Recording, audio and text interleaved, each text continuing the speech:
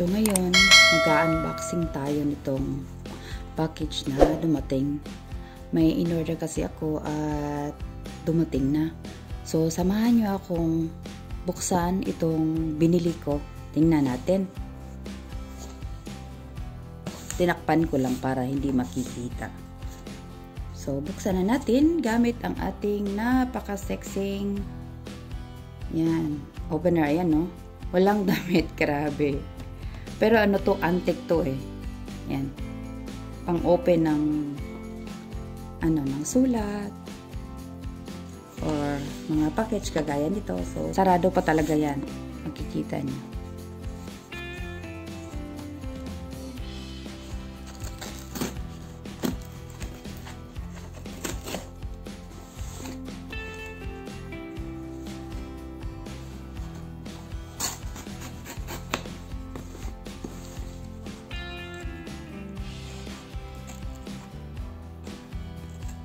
Purol na itong pangbukas eh. Yan.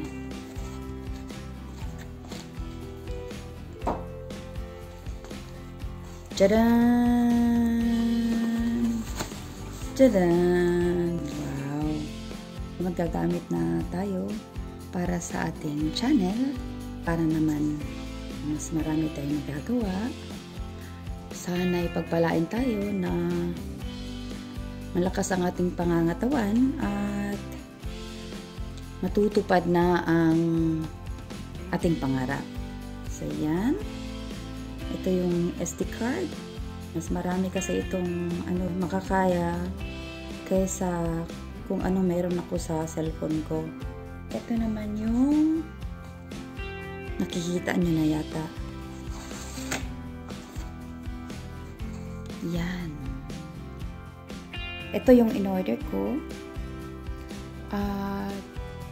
Maganda siya.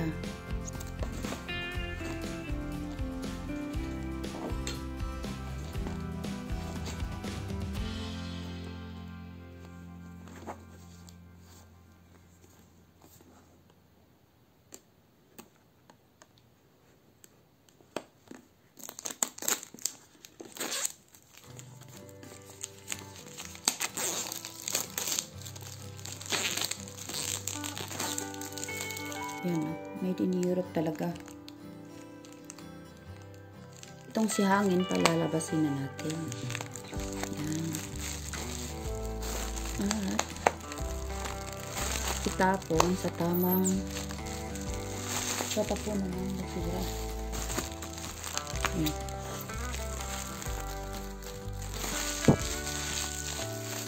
Set aside muna natin. At ngayon, tuloy na tayo dito sa ating DJI Osmo Mobile 6. Happy ako na dumating na to siya. At happy rin akong ibabahagi sa inyo kung ano yung mga ipundar ko.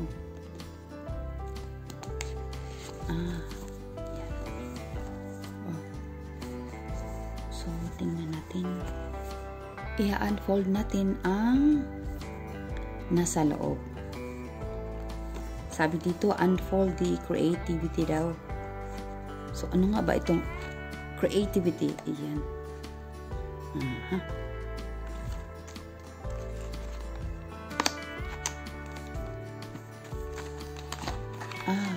May paglalagyan siya.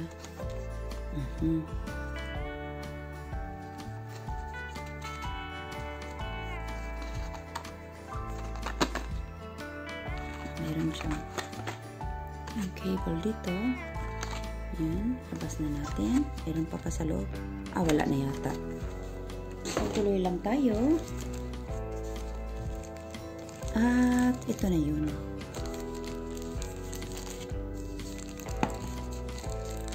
So, tingnan natin.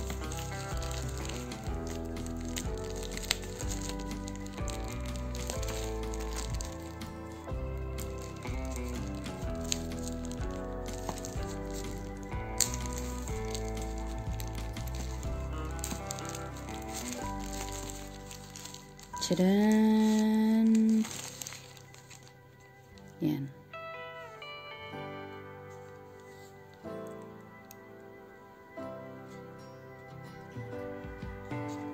So,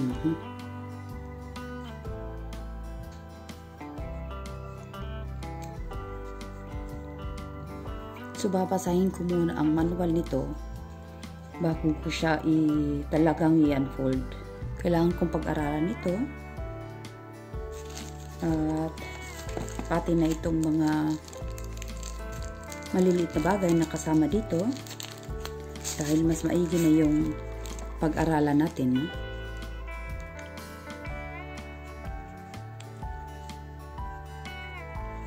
Yan. Tapos ito yung stand.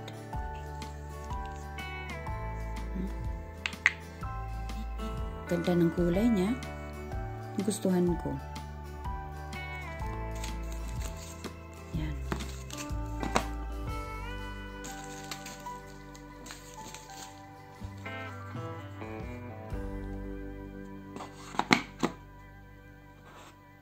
At ito naman yung cellphone holder.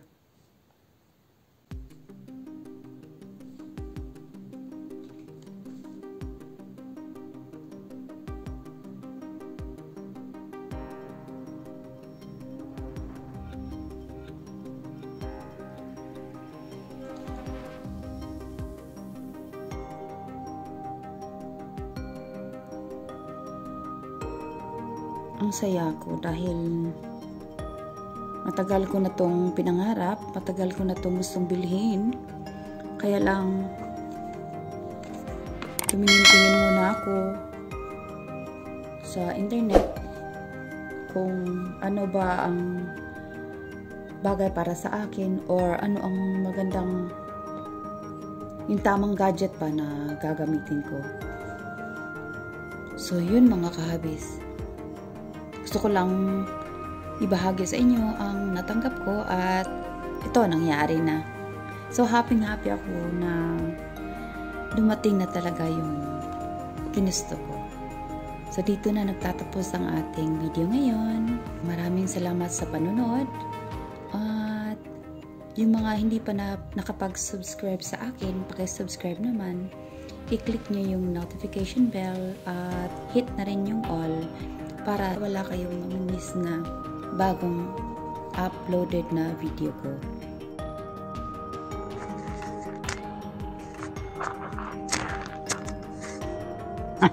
Ito. Kulit? Emma? Okay. Let's go. Welche Richtung zuerst, da oder hier? Also gut, let's go. Here.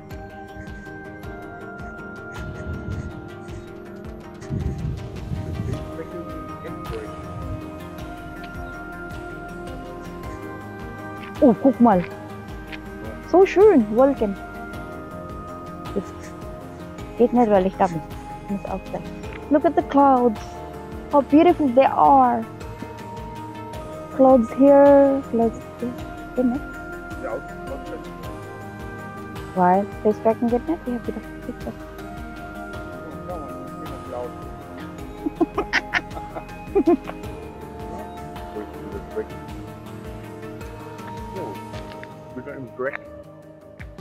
You are tracking me. Wow, there are birds, birds.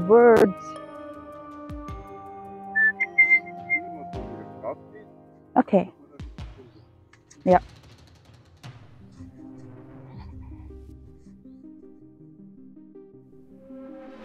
Wie heißen diese Vögel?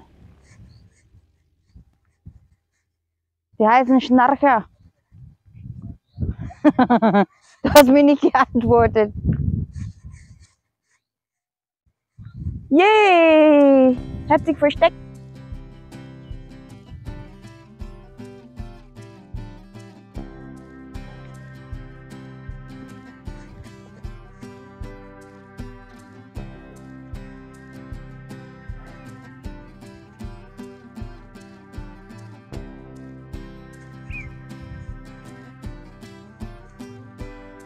Bin zu langsam.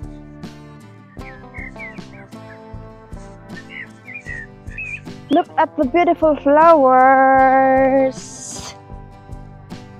I can buy my own flowers.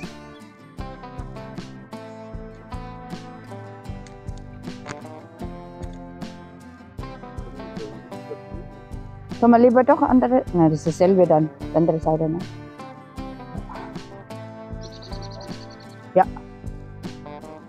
Es ist ein Kirschbaum. Kirschbaum.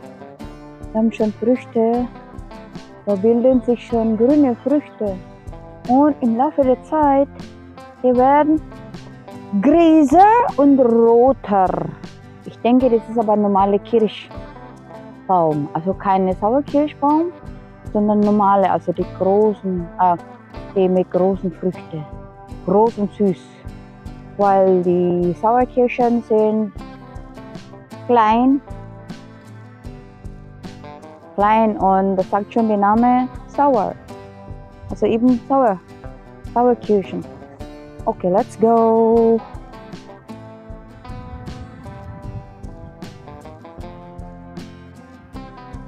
Was habe ich da vergessen?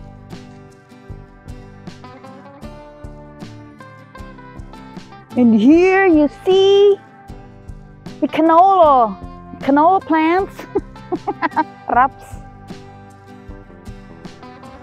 Das ist Rapsfeld. Auf Englisch canola. Na-extract yung canola oil dyan, pero dapat maging mature pa yung mga bunga nitong tanim na ito. So kung makikita nyo, ang tingkad ng kulay na dilaw. No?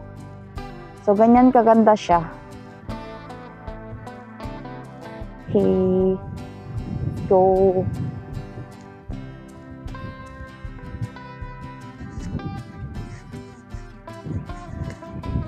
ito yung mga tiny houses, itong tatlo. Pwede kayong umupa dyan. Let's go here.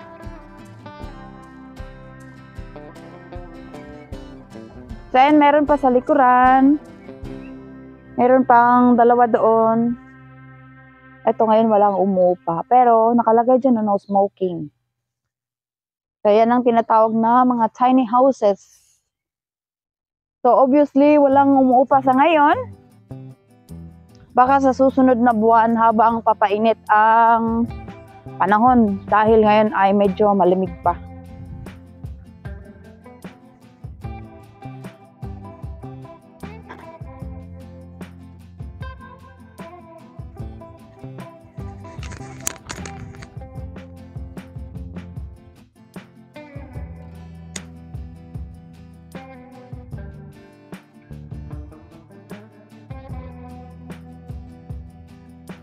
Es riecht nach gegrillt.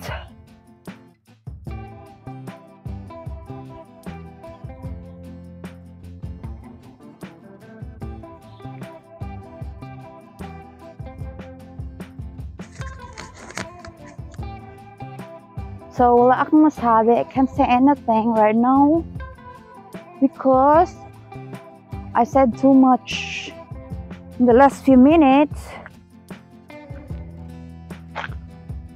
I'm now without words. No words to say.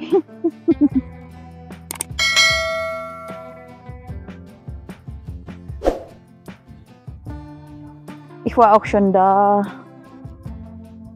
Da war ich auch schon drin. Oder draußen halt, habe ich halt gevloggt. Da war ich auch schon.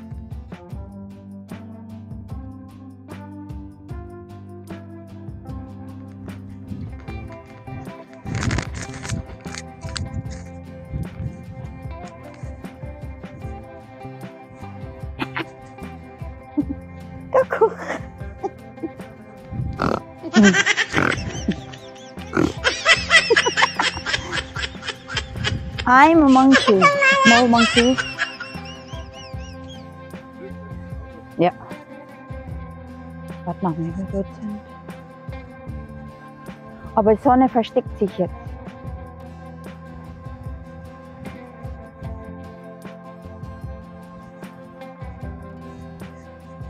Ja, wir sind schon wieder bald dort, ne? Oh, das finde ich auch hier schön, Schatzi. Das sind kleine Bäume. Ist es an? Ist es running?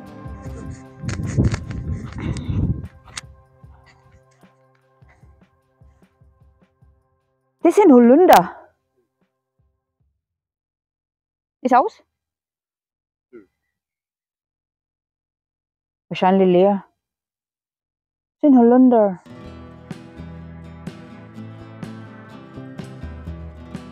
Läuft nicht mehr? Riechen gut. Aber die sind noch nicht so weit. Davon habe ich schon mal 3 Jahre oder 3-mal schon Ding gemacht. Holunder Blütensirup. Aber the way they look, die sind noch nicht so weit zum Holunder Blütensirup machen. Aber die schmecken gut. Guck mal hier, die looks like a cheese here. Volle Löcher. Now, see, they call it flavor.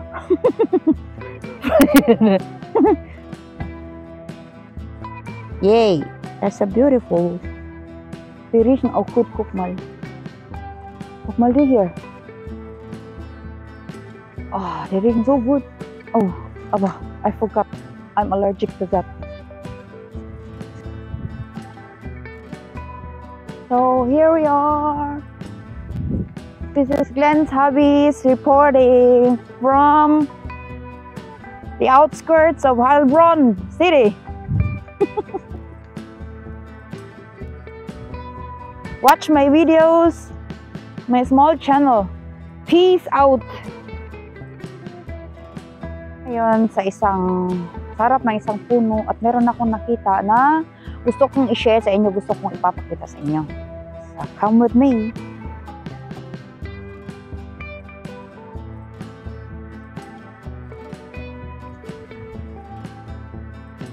So, yan yung gusto kong ipakita sa inyo. May kailangan lang tayo. So, yun yung tinatawag na misty. Yan. So, para siyang isang nest ng ibon, pero tanim yan. Tanim siya, pero ang sabi ng asawa ko, ano raw yan, sakit na dumapo sa isang puno. No? So, tutubo yan. Wala ng ibon yung tanim na yan. Baka buto nga at tapos pag dumapo yung ibon dyan, may iniwan niya. Ngayon, tutubo yung tanim na yan. At kung makikita natin, ay ayan, parang meron na siyang maliliit na mga butil na magiging bunga niya. Ang bunga niyan ay puti. So, napakagandang tingnan, kaya nga gusto kong ganyan eh. Kaya lang sabi ng asawa ko, aanhin mo ba yung ganyan? So, hayaan ko na lang. Nagaganda na ako dyan eh. Sa anong lalaki na ng ano niya, ng tanim na yan. So, ayan, tingnan nyo. Dali, i-close up ko muli. So, ayan. So, yun lang mga kabis. At pinakita ko na sa inyo ang gusto kong ipakita. At meron doon sa unahan, yan, napakagandang tanawin. Para sa akin maganda yan. Yan, 4 yung nakikita. Pero I think 5 yan sila. Ayan, 5 nga. So, tingnan ko lang kung makikita ba sila lahat. Ayan. So, close up natin. Ay, ayan. Ang ganda. Ang nasa paanan yan ay mga vineyards din. Tapos may lake sa malapit. Ang ganda talagang tingnan. So, ngayon ay second to the last day na namin. At uuwi na rin kami. So, next time na babalik kami dito ay sa late summer na. Hanggang dito na lang at maraming salamat sa panonood.